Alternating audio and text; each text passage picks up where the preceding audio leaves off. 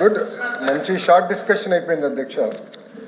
99 పైసలకి మీరు ఎందుకు భూమి ఇస్తున్నారని సభ్యులు నన్ను ప్రశ్నించారు అధ్యక్ష. It is the policy of the government.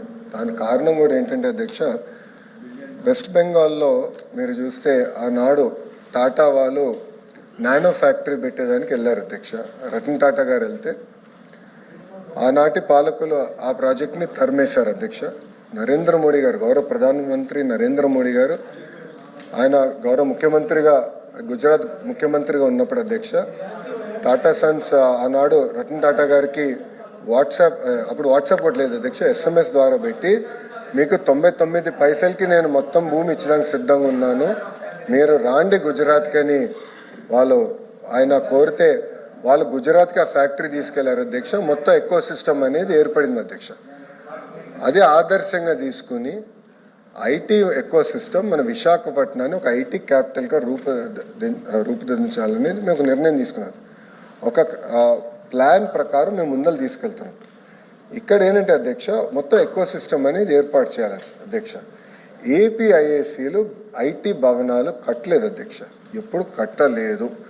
This only building అధ్యక్ష, అది మిలీనియం టవర్స్ అని ఒకే ఒక బిల్డింగ్ కట్టారు. అది ఆల్రెడీ లీజ్కి ఇచ్చాం అధ్యక్ష. లీజ్ పైన వచ్చే ఆదాయం చాలా తక్కువ అధ్యక్ష. మనం పెట్టే డబ్బులకి వచ్చే లీజ్ ఇన్కమ్ మనం బేరీ చేసుకుంటే పర్సంటేజ్ చాలా తక్కువ ఉంటుంది కనుక ల్యాండ్ డెవలప్మెంట్కి ఇస్తేనే బెటర్ అనేది ప్రభుత్వం ఒక పాలసీ తీసుకుని చేస్తాం జరిగింది అధ్యక్ష. మూడోది అధ్యక్ష, మేడం గారు అడిగారు, నేను మేడం గారిని సూటిగా ప్రశ్నించాలనుకుంటున్నాను అధ్యక్ష. మా ప్రభుత్వానికి అయితే పిల్లలకు ఉద్యోగాలు కల్పించే లక్ష్యంతో మేము పనిచేస్తాం. గవర్నమెంట్కి ₹2 ఆదాయం తగ్గినా పర్వాలేదు, ఇచ్చిన హామీ 20 లక్షల ఉద్యోగాలు మేము కల్పిస్తాం. That is our policy. లేదు మీకు ఆదాయం ఎక్కువ కావాలని పాలసీ మీకుంటే అది మీ పాలసీ. మా ప్రభుత్వం పాలసీ అయితే ఉద్యోగాల కల్పన అనేది ప్రభుత్వం పాలసీ అధ్యక్ష. ఇంకోటి అధ్యక్ష, MSME పార్క్స్ గురించి ప్రశ్నించారు అధ్యక్ష. 175 నియోజకవర్గాలు MSME పార్క్స్ ఏర్పాటు చేయాలనేది ప్రభుత్వం నిర్ణయం తీసుకుంది. అక్కడ లోకల్గా భూములు మనం తీసుకుంటున్నాం, డెవలప్మెంట్ మొత్తం ఎకో సిస్టమ్ క్రియేట్ చేస్తున్నాం అధ్యక్ష.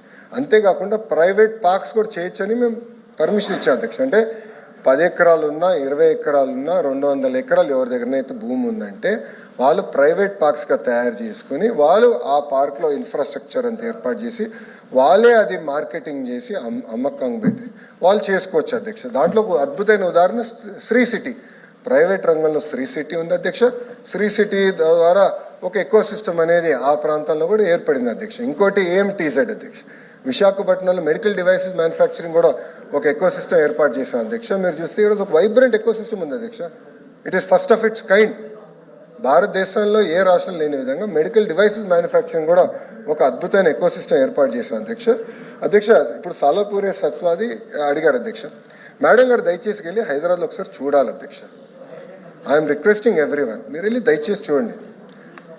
దిస్ ఈజ్ నాట్ ర్యాండమ్ కంపెనీలు, ఇది ఏదో ర్యాండమ్ కంపెనీలు కాదు, క్రెడిబిలిటీ ఉన్న కంపెనీలు. కనీసం 5-6 రాష్ట్రాల్లో వాళ్ళు డెవలప్మెంట్ చేస్తున్న వారు. వాళ్ళకి ఏంటంటే అధ్యక్ష, వాళ్ళ బిల్డింగ్స్ వాళ్ళకి grade A IT office space వాళ్ళు కట్టుకెళ్తారు అధ్యక్ష.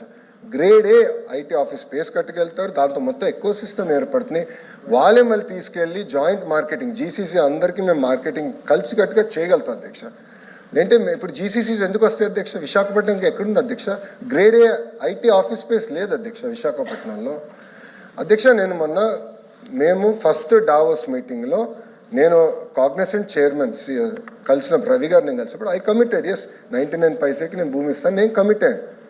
It is as a minister that was my technique to cell, నేను కమిటెడ్. దాని తర్వాత లాస్ట్ డావోస్లో ఫాలోఅప్ మీటింగ్ వెళ్ళినప్పుడు ఆయన అడిగారు, మా ఎంప్లాయీస్లో ఈ 4-5 రిజర్వేషన్స్ ఉంది, ట్రాన్స్పోర్టేషన్, మనకి రెంటల్ అకామిడేషన్, హాస్పిటల్స్, ఈ ఎకో సిస్టమ్ మీరు ఎట్లా బిల్డ్ చేస్తున్నారు? ఎందుకంటే మా ఎంప్లాయీస్కి, ఈ పొటెన్షియల్ ఎంప్లాయీస్కి ఈ కన్స్ట్రెంట్స్ ఉన్నాయంటున్నారు. మీ ప్లాన్ ఏంటి? స్కూల్స్ ఏం చేయబోతున్నారు? ఈ ఎకో సిస్టంలో మీరు ఎట్లా బిల్డ్ చేయబోతున్నారు అని మళ్ళీ తిప్పి వాళ్ళు మమ్మల్ని అడిగారు అధ్యక్ష. ఏదో ఒక ఐటీ కంపెనీని తీసుకొస్తాం కాదు అధ్యక్ష, మొత్తం ఎకో సిస్టమ్ క్రియేట్ చేస్తేనే ఇది సస్టైన్ అవుతుంది అధ్యక్ష. ఆ ఎకో సిస్టమ్ బిల్డింగ్లో ప్రాసెస్లో we're bringing hospitals, grade A IT space కట్టేవాళ్ళు. ఇప్పుడు కంపెనీస్ మేడం గారు చెప్పారు, ఓకే ఇది పేపర్ కంపెనీలా? they're all credible, large-scale players, Adhyaksha. వాళ్ళ స్పేస్లో they are among the top 5. ఇంకా తీసుకురావాలి అధ్యక్ష. విశాఖపట్నంలో ఒక వైబ్రెంట్ ఎకోసిస్టమ్ క్రియేట్ చేయాలంటే తప్పనిసరిగా ఇలాంటి కంపెనీస్ తీసుకురావాల్సిన అవసరం ఉంది. చాలా ఫోకస్డ్గా చేయాల్సిన అవసరం ఉంది అధ్యక్ష. ఎందుకంటే 5 సంవత్సరాలు మనం ఇప్పటికీ చాలా నష్టపోయి ఉన్నాం. ఈ 18 నెలల్లో ఎవరు ఊహించిన విధంగా ఇంత పెద్ద పెద్ద పరిశ్రమలు తీసుకొచ్చారు అధ్యక్ష. మీరు ఒకసారి చూడండి అధ్యక్ష, ఈ 5 కంపెనీల్లో మీరు చూస్తే అధ్యక్ష, ఈ 99 పైసలకి ఇచ్చిన దానికి సుమారుగా 65,000 మందికి ఒక ఐటీ రంగంలోనే మేము ఉద్యోగాలు కల్పించబోతున్నాం అధ్యక్ష. 65,000 మందికి అధ్యక్ష. 5 కంపెనీలు అధ్యక్ష, 5 కంపెనీస్. ఆ లక్ష్యం 5 లక్షల ఉద్యోగాలు. ఒక ఐటీ రంగంలో 5 లక్షల ఉద్యోగాలు ఒక విశాఖపట్నంలో కల్పించాలనేది, అది కూడా 2029 లోపల కల్పించే లక్ష్యంతో మేము అందరం పనిచేస్తున్నాం అధ్యక్ష. 18 నెలలైంది, 19 నెలలైంది ప్రభుత్వ అధికారంలోకి వచ్చి. మేము అధ్యక్ష ప్రశ్న అడిగారు, ప్రశ్న సమాధానం చెప్పాలి అధ్యక్ష. వినేదానికి సిద్ధంగా లేకపోతే నేను కూర్చుంటాను అధ్యక్ష. ప్రశ్న అడిగిన తర్వాత వాళ్ళకి నచ్చపోవచ్చు, అరే ఇన్ని ఉద్యోగాలు వస్తున్నాయి అనేది వాళ్ళకి నచ్చపోవచ్చు, ఇన్ని కంపెనీలు వస్తున్నాయి అనేది నచ్చపోవచ్చు. నన్ను ఏం చేయమంటారు అధ్యక్ష? ఒక్కొక్క కంపెనీ మేము పట్టుకొస్తున్నాం, పెద్ద ఎత్తున పెట్టుబడులు తీసుకొస్తున్నాం. 25.3% భారతదేశంలో పెట్టుబడులు ఈరోజు ఆంధ్ర రాష్ట్రంగా వస్తున్నాయి. ఇక్కడున్న సహచారం అధ్యక్షులు మా బీసీ జనార్దన్ రెడ్డి గారు, టీజీ భరత్ గారు, దుర్గేష్ గారు, మేమందరం ఒక జీవోఎంలో ఉన్నాం. మేమందరం కలిసికట్టుగా చేస్తున్నాం కనుకనే ఈ రోజు ఇంత పెద్ద ఎత్తున పెట్టుబడులు వస్తున్నాయి, పరిశ్రమలు వస్తున్నాయి. 20 లక్షల ఉద్యోగాలు మేము కల్పిస్తాం అధ్యక్ష. అధ్యక్ష, మా సభ్యులు స్ట్రైట్గా అడిగిన ప్రశ్న ఏంటంటే, విశాఖ నగరంలో ఉన్న విలువైన భూముల్ని మీరు వచ్చి 99 పైసలు ఇస్తున్నారు. అది ఇచ్చిన దాంట్లో పారదర్శకత లోపిస్తుంది. మీరు వచ్చి వారితో ఏం సంప్రదింపు చేసుకుంటున్నారో ప్రపంచానికి తెలియాలి, కానీ మాకు తెలియదు, ప్రపంచానికి కూడా తెలియదు. మీరు లోపాకారిగా చేస్తున్నారు. ఆ నేపథ్యంలో ఈ అదే సంస్థలు మన పక్కనున్న రాష్ట్రంలో, అదే హైదరాబాద్లో కానీ బెంగళూరులో కానీ పారదర్శకతతో బిడ్డింగ్కి వెళ్ళి వాళ్ళు వచ్చి కోట్లాది రూపాయలతో కొంటున్నారు. ఇక్కడికి వచ్చినప్పుడు వచ్చి ఊరికే 99 పైసలుగా మీకు ఇస్తామని చెప్తున్నారు అనేది మా ప్రశ్న అధ్యక్ష. దాని తర్వాత భావం అధ్యక్ష. దానికి వచ్చి వారు వచ్చి ఎకో సిస్టమ్ గురించి చెప్తున్నారు అధ్యక్ష. వైజాగ్లోను ఐటీ పార్క్ ఎకో సిస్టాన్ని 2004లోనే మేము ప్రారంభించాం అధ్యక్ష. ఆ రోజున నేను మినిస్టర్ని.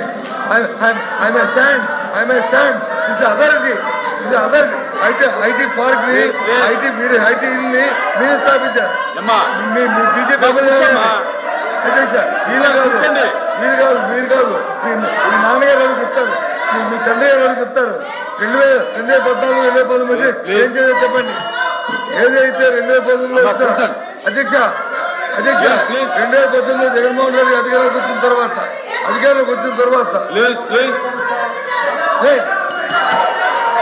కూర్చోండి 2019లో ఏదైతే మీరు ఎకో సిస్టమ్ గురించి ఈ డేటా సెంటర్ మారుతారో, 2019లో జగన్మోహన్ అధికారంలోకి వచ్చిన తర్వాత అదాని డేటా సెంటర్ వచ్చి ఎవరైతే అమలు చేశారో అదాని చెప్పారు కదా. ఇది తెలియదు అధ్యక్ష. అయినప్పటికీ కూడా వాటి గురించి సంప్రదింపు చేయడానికి, డిస్కస్ చేయడానికి దీని మీద సపరేట్ డిబేట్ తెచ్చుకుంటా బిజినెస్ సెక్టర్. కానీ ఈరోజు ఈ ప్రశ్నకి ఈ ప్రభుత్వం లోపాకారిగా మీకున్న లావాదేవీలతో మీ స్వార్థ ప్రయోజనం కోసం అధ్యక్ష చెప్తారు అధ్యక్ష. వైజాగ్లో గీతం భూములు అధ్యక్ష, వాళ్ళ కుటుంబానికి వచ్చి 5,000 కోట్ల భూముల్ని ఏ రకంగా అప్రంగా కట్టబెడతారు అధ్యక్ష? ఎంతమందికి ఉద్యోగం ఇస్తారు గీతం? 5,000 కోట్ల భూముల్ని కట్టబెడతారు అధ్యక్ష. ఇది సమాధానం అధ్యక్ష. కాబట్టి ఈ ప్రభుత్వం చేస్తున్న ఈ బోధోపిడికి ఈ లాలూచికి నిరసనగా ఈ దండానికి నిరసనగా మీరు చేస్తున్న వ్యతిరేకమే విధానం నిరసనగా ఈ ప్రశ్న నుంచి మేము వాకౌట్ చేస్తాం అధ్యక్ష. ప్రొటెస్ట్ చేస్తాం అధ్యక్ష.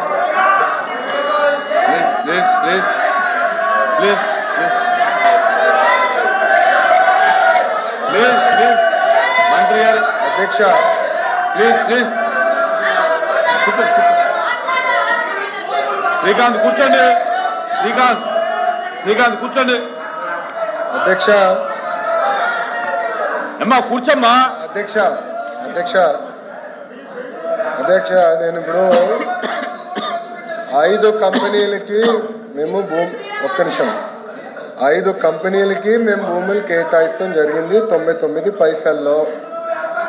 దాంట్లో TCS, Cognizant, ANSR, Raheja Corp, అదేవిధంగా మదర్సన్ ఇంటర్నేషనల్కి మేము భూములు కేటాయించాం అధ్యక్ష. అధ్యక్ష ఇప్పుడు ఉర్సా అన్నారు, ఛాలెంజ్ చేశాను, మాట్లాడలేకపోయారు. ఇంకొకరికి ఎవరికో ఇచ్చామన్నారు, అసలు కేటాయింపే జరగలేదు, వాకౌట్ చేస్తారు. ఏంటి అధ్యక్ష ఇది? వాస్తవ సత్య దూరం మాటలు మాడితే ఇట్లనే ఉంటుంది అధ్యక్ష. అధ్యక్ష ఎందుకు ఇలాంటి కంపెనీస్ మేము ల్యాండ్ ఇస్తామంటే అధ్యక్ష, ఒక్క ఐటీ ఉద్యోగం వల్ల సుమారుగా 5 నుంచి 6 ఇండైరెక్ట్ జాబ్స్ కూడా క్రియేట్ అవుతాయి అధ్యక్ష. అంటే ఒక 65,000 మందికి మనం సుమారుగా 65 నుంచి 70,000 మందికి మనం ఐటీ ఉద్యోగాలు కల్పిస్తే 3.5 లక్షల నుంచి 4 లక్షల మందికి ఇండైరెక్ట్ జాబ్స్ అనేది వస్తుంది అధ్యక్ష. అంటే ఈ సెకండరీ ఇండస్ట్రీస్ కూడా హెల్త్ కేర్ కానివ్వండి, ఎడ్యుకేషన్ కానివ్వండి, ఈ రీటైల్ కానివ్వండి, రెస్టారెంట్స్ కానివ్వండి, ఎంటర్టైన్మెంట్ కానివ్వండి, ఇది మొత్తం ఎక్కువ సిస్టమ్ మొత్తం కిక్ స్టార్ట్ అనేది అవుతుంది అధ్యక్ష. అధ్యక్ష మా అంచనా ప్రకారం అధ్యక్ష ఈ ఒక 50,000 ఐటీ ఉద్యోగస్తులు ఒక సిటీలో ఉద్యోగాలు వస్తాయి అధ్యక్ష. డైరెక్ట్గా సుమారుగా $1 బిలియన్ ఆ ఎకానమీకి ప్రతి ఇయర్ వస్తుంది అధ్యక్ష. 1 బిలియన్. మా లక్ష్యం ఏంటంటే 5 లక్షలు అధ్యక్ష. సో $10 బిలియన్ ఒక విశాఖపట్నం ఎకో సిస్టానికి ప్రతి సంవత్సరం ఎకనామిక్ యాక్టివిటీ చేయాలనే లక్ష్యంతో మేము పనిచేస్తున్నాం అధ్యక్ష. సో ఇది ఒక సిస్టమేటిక్గా చేస్తున్నాం అధ్యక్ష. ఎందుకు వాకౌట్ చేశారో ఇంకా నాకు అర్థం లేదు. ఎందుకంటే బొత్స గారికి అదొక ఫ్యాషన్, ఇట్లా వస్తారు అట్లా వెళ్తారు అధ్యక్ష. ఈ తలుపు నుంచి ఆ తలుపు నుంచి వెళ్తారు, మళ్ళీ ఈ తలుపు నుంచి వస్తారు.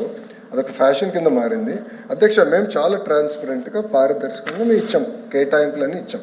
ఆయన ఒక ప్రశ్న అడిగారు, వాళ్ళ దగ్గర నుంచి మీరు ఏం తీసుకున్నారు అధ్యక్ష? టాటా కన్సల్టెన్సీ సర్వీసెస్ అధ్యక్ష, TCS, they're one of the largest IT players.